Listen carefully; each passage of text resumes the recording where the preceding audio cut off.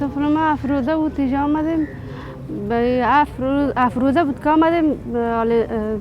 27 روزه شده 28 روزه 22 روزه شده که مشکلات شو باران روز آفتابی زیر گرمی شو باران خنک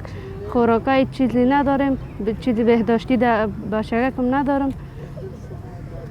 دیگه دکتر نیست مریض شده بود سینه‌اش گرفته سلفه میکنه این مشکلات خودم مریض چی عملیات شدیم زیرا دلم درد میکنه کل جانم تو مشکلات دچار هستیم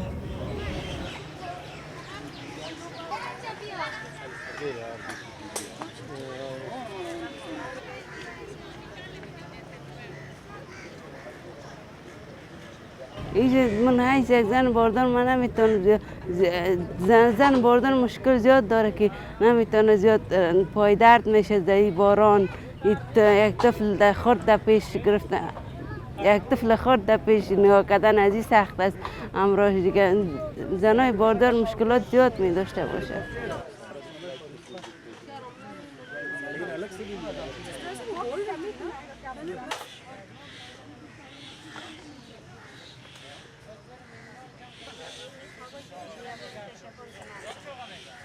من قبلا در راولپنڈی خیابان سرسید زندگی می کردم چون به خاطر نداشتن ویزا ما مجبور شدیم که خانه خود ترک کنیم و مجبور شدیم که بیاییم تمام ما در پارک اعتراض کنیم. ما به خاطر از این به پاکستان آمدیم چون به یونیسیار ما کیس داشتیم و یونیسیار تقریبا 3-4 میلیون افغان